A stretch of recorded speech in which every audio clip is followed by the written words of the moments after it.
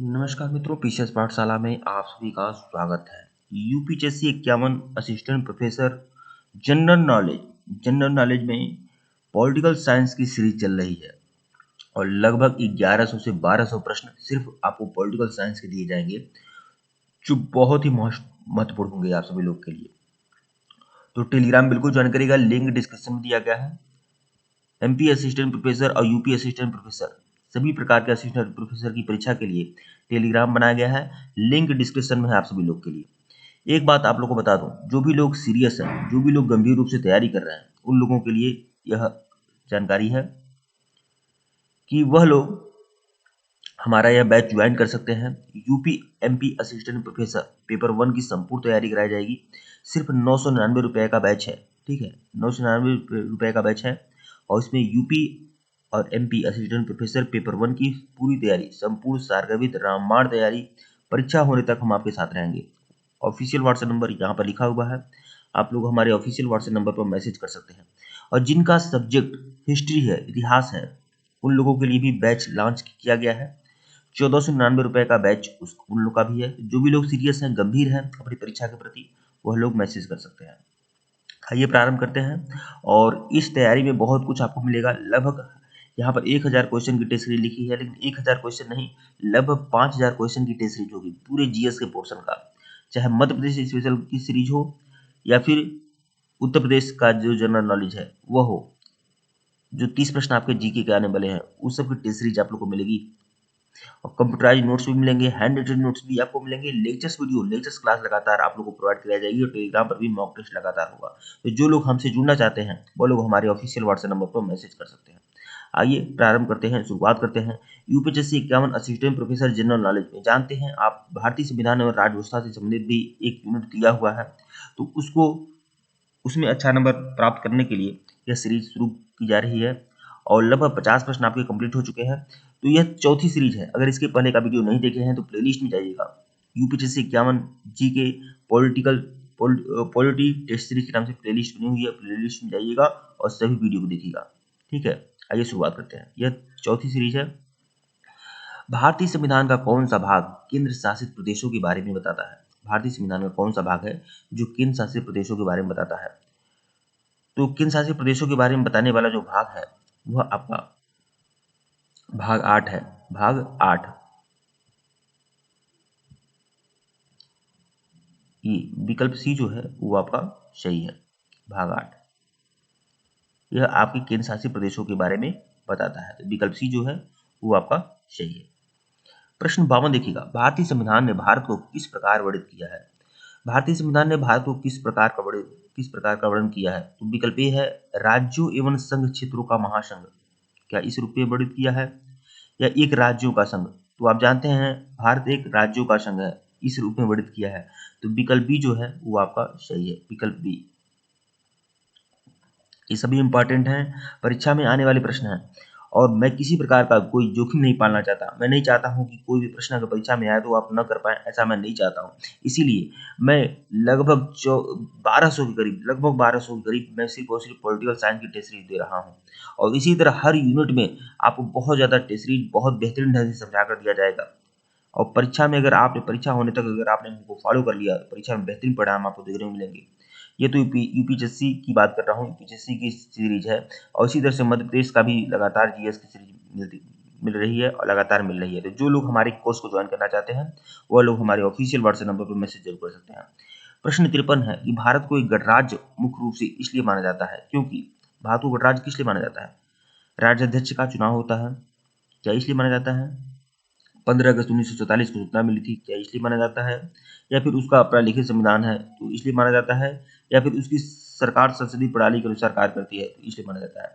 देखिए, भारत को गणराज्य इसलिए माना जाता है, देखिए भारत भी लोकतंत्र है, इंग्लैंड भी लोकतंत्र है, ठीक है, लोकतांत्रिक देश है।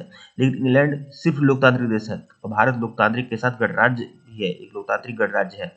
इस क्यों? क्योंकि यहाँ पर राज्याध्यक्ष का जो होता है चुनाव होता है, यहाँ जो भारत का राष्ट्रपति होता है वह उसका चुनाव होता है। तो विकल्प ए जो है वो आपका सही है। अब आपका जापान हुआ या इंग्लैंड हुआ, ये लोकतांत्रिक जरूर है लेकिन गणतंत्र नहीं है। प्रश्न 54 देखिएगा, दुनिया के निम्नलिखित में से किस देश से भारतीय संविधान में राज्य के नीति निर्देशक सिद्धांत की संकल्पना को अंगीकार किया गया है। मतलब राज्य का नीति निर्देशक सिद्धांत जो है ये किस देश से लिया गया है बताएं। अब देखिए आप लोग को आपको बताता है कि यूपीएससी 51 का जो जीएस का सीरीज है, जनरल नॉलेज है, उसमें भारतीय संविधान और राज्य व्यवस्था दिया है। साथ ही साथ उसमें नीति निर्देशक सिद्धांतों को के लिए भी उसमें लिखा है, नीति निर्देशक सिद्धांत अलग से लिखा है। इसका मतलब आप समझ सकते हैं कि नीति निर्देशक सिद्धांत का महत्व है। एक प्रश्न अवश्य पूछ सकता है नीति निर्देशक सिद्धांतों संबंधित। ठीक है, तो भारत के संविधान में जो नीति निर्देशक सिद्धांत जोड़े गए हैं, ठीक है, जिसमें राज्य का उत्तरदायित्व बताया गया है, यह जो संकल्पना है ये किस देश से लिया गया है? तो आयरलैंड के संविधान से नीति निर्देशक सिद्धांत लिया गया है। विकल्प ए जो है वो आपका सही है, आयरलैंड के संविधान से। किसी न किसी देश से कुछ न कुछ लिया गया है, तो आयरलैंड के संविधान से नीति निर्देशक सिद्धांत लिए गए हैं। प्रश्न 55 देखिएगा, भारतीय संविधान की प्रस्तावना में धर्मनिरपेक्ष शब्द निम्नलिखित में जोड़ा गया है। तो धर्मनिरपेक्ष शब्द जोड़ा गया है भारतीय संविधान की प्रस्तावना में, बताएं। धर्मनिरपेक्ष शब्द तो 42वें संविधान संशोधन में, 42वां संविधान संशोधन जो 1976 में हुआ था, उसमें धर्मनिरपेक्ष शब्द जोड़ा गया है। ठीक है, 42वें संविधान संशोधन में। तो विकल्प बी जो है वो आपका सही है, विकल्प बी। प्रश्न 56 देखिएगा, भारतीय संविधान की प्रस्तावना में निम्नलिखित में से किसका उल्लेख नहीं किया गया है? तो भारतीय संविधान की जो प्रस्तावना है, आप लोग पढ़े होंगे, जानते होंगे, हम भारत के लोग भारत को संपूर्ण प्रभुत्व संपन्न समाजवादी बंधुत्व लोकतांत्रिक राज्य बनाने, उनके समस्त नागरिकों को विचार अभिव्यक्ति विश्वास धर्म उपासना की स्वतंत्रता, ऐसे करके है भारतीय संविधान की प्रस्तावना। तो इसमें जो प्रस्तावना है इसमें क्या शब्द नहीं है? तो देखिए प्रस्तावना भी मैं फिर बोल रहा हूँ कि यूपीएससी 51 का आप जब आप सिलेबस देखेंगे तो सिलेबस में प्रस्तावना लिखा हुआ है। इसका मतलब है कि यह प्रस्तावना बहुत इंपॉर्टेंट है, जिसका अलग से जिक्र किया गया है। ठीक है, तो प्रस्तावना आपको याद होना चाहिए। नहीं याद है तो कम से कम सरसरी निगाह से आप जरूर देख लें कि जिसमें आपको पता चले कि कौन से शब्द हैं कौन से शब्द नहीं है। तो न्याय की बात की गई है, हाँ न्याय की बात की गई है, भातृत्व की बात की गई है, हाँ भातृत्व की बात की गई है, स्थिति की समानता की बात की गई है, हाँ की गई है। किसकी बात नहीं की गई है? तो वयस्क मताधिकार की बात भारत के संविधान की प्रस्तावना में फिलहाल नहीं है। तो विकल्प सी जो होगा वो आपका सही होगा। ठीक है, प्रश्न 57 देखिएगा, भारत में राजनीतिक शक्ति का स्रोत क्या है? संविधान है, संसद है, संसद और राज्य विधानसभाएं हैं, या हम भारत के लोग? भारत के संविधान की प्रस्तावना ही प्रारंभ होती है हम भारत के लोग। तो इसका मतलब क्या है? राजनीतिक शक्ति का स्रोत क्या है? हम भारत के लोग हैं, यानी भारत की जनता ही भारत की राजनीतिक शक्ति का स्रोत है। तो विकल्प डी है जो है वो आपका सही है, डी। प्रश्न 58 देखिएगा, हमारे संविधान में मूल अधिकार कहाँ के संविधान से प्रेरित है? अभी ये मैं बताया हूं कि नीति निर्देशक सिद्धांत कहाँ से लिया गया है? आयरलैंड के संविधान से लिया गया है। तो मूल अधिकार जो है कहाँ के संविधान से प्रेरित है? तो संयुक्त राज्य अमेरिका के संविधान से प्रेरित है। मूल अधिकार कहाँ के संविधान से प्रेरित है? संयुक्त राज्य अमेरिका के संविधान से प्रेरित है मूल अधिकार। तो विकल्प ए जो है वो आपका सही है, विकल्प ए।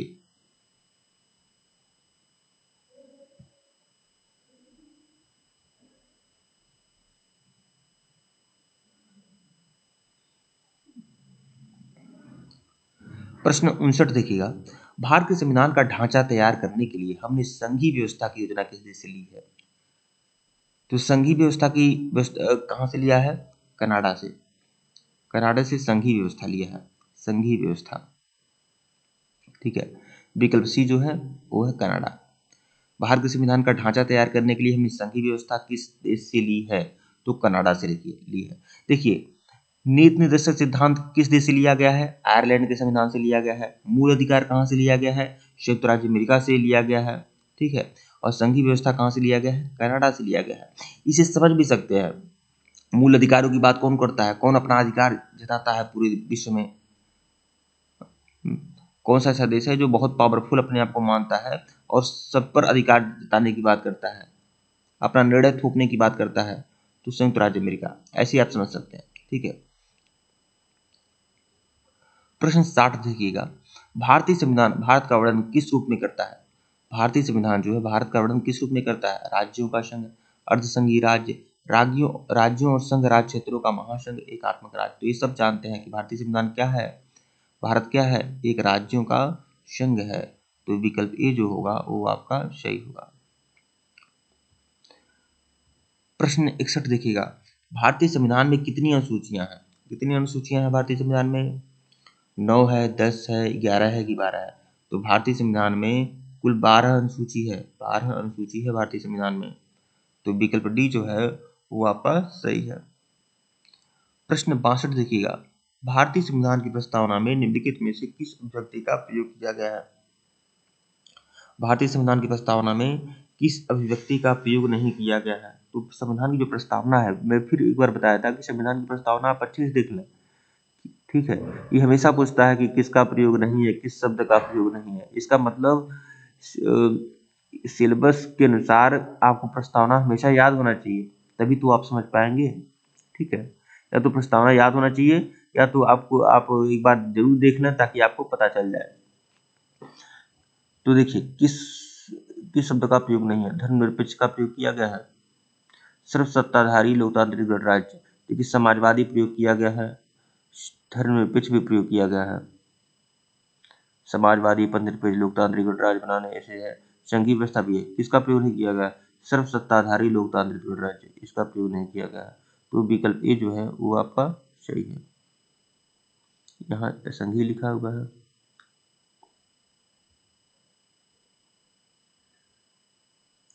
सर्व सत्ताधारी, देखिए यहाँ पर यह मैं कहा हूँ क्योंकि संपूर्ण प्रभुत्व संपन्न की बात किया गया है। सर्व सत्ताधारी शब्द का प्रयोग ऐसे करके नहीं किया गया है, लेकिन हो सकता है यह इसी के लिए हो कि सर्व संपूर्ण प्रभुत्व संपन्न, ठीक है।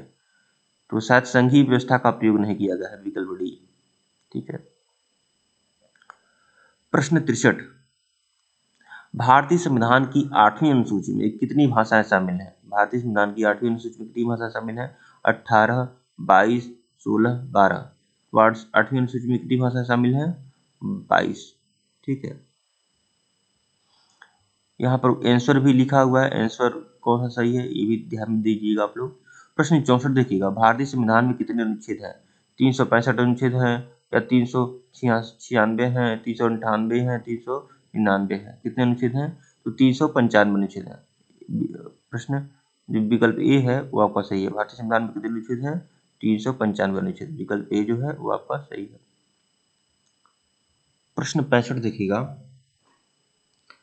भारत की संविधान की प्रस्तावना में भारत को क्या कहा गया है? क्या कहा गया है भारत को?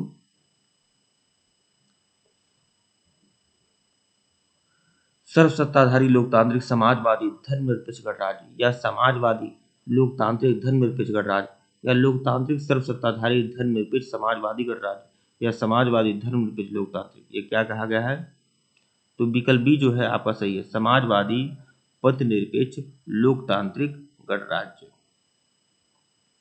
ठीक है। ये बातें की गई, इन सभी शब्दों का प्रयोग किया गया है। ये सर्व सत्ताधारी शब्द का प्रयोग, बाकी ये सब सारे शब्द है लेकिन सर्व सत्ताधारी शब्द का प्रयोग नहीं किया गया है, ठीक है। यहाँ पर भी सर्व सत्ताधारी है, इस शब्द का प्रयोग नहीं किया गया है, ठीक है। तो विकल्प बी जो होगा वो आपका सही होगा।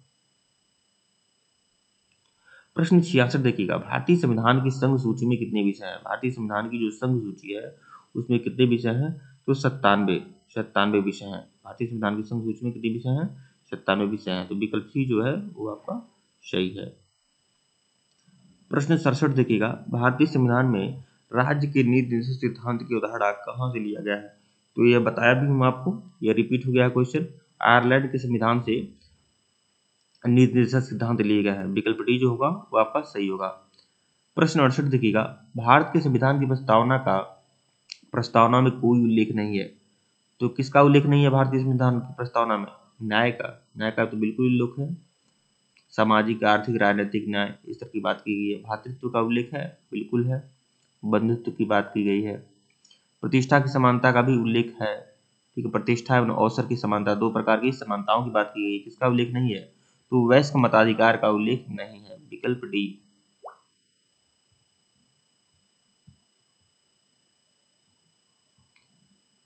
प्रश्न 69 देखिएगा, भारत में एकल नागरिकता की अवधारणा कहाँ से लिया गया है? तो भारत में जो एकल नागरिकता की अवधारणा है, सिर्फ अभी देखिए जम्मू कश्मीर जो था, जहाँ से 370 हटा है, वहां पर पहले क्या है कि कोई व्यक्ति दो राज्य का भी नागरिक होता था और फिर उसके बाद वह देश का भी नागरिक होता था, दोहरी नागरिकता होती थी, ठीक है। लेकिन सभी हर जगह एकल नागरिकता का प्रावधान है, ठीक है। तो यह जो एकल नागरिकता का अवधारणा लिया गया है भारत में, ये कहाँ के संविधान से लिया गया है? इंग्लैंड के संविधान से लिया गया है, इंग्लैंड के संविधान से लिया गया है। नीति निर्देशक सिद्धांत कहाँ से लिए गए हैं? आयरलैंड से लिए गए हैं। संघीय व्यवस्था कहाँ से लिया गया है? कनाडा से लिया गया है। मूल अधिकार कहाँ से लिया गया है? संयुक्त राज्य अमेरिका से लिया गया है। मूल कर्तव्य कहाँ से लिया गया है? आगे क्वेश्चन आएगा तो वह रूस से लिया गया है, ठीक है। प्रश्न 70 देखिएगा, भारत का संविधान भारत को कैसे वर्णित करता है? तो यह कई बार प्रश्न आ गया है। तो भारत का संविधान भारत को कैसे वर्णित करता है? राज्यों का संघ, राज्य संघ की बात करता है। तो विकल्प बी जो है वहां पर सही है, राज्यों का संघ। भारत क्या है? एक राज्यों का संघ है, तो विकल्प बी जो है वहां पर सही है। इस सीरीज का सबसे आखिरी प्रश्न है और यह आपकी चौथी सीरीज थी, ठीक है।